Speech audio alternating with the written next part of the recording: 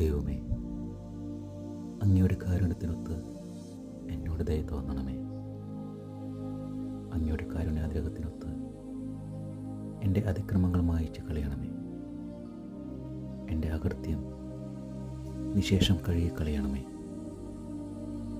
എൻ്റെ പാപത്തിൽ നിന്ന് എന്നെ ശുദ്ധീകരിക്കണമേ.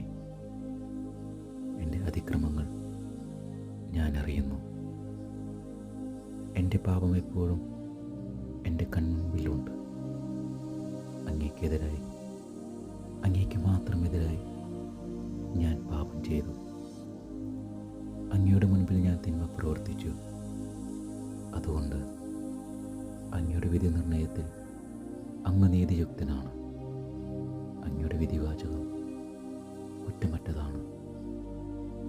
പാപത്തോടെയാണ് ഞാൻ പിറന്നത്.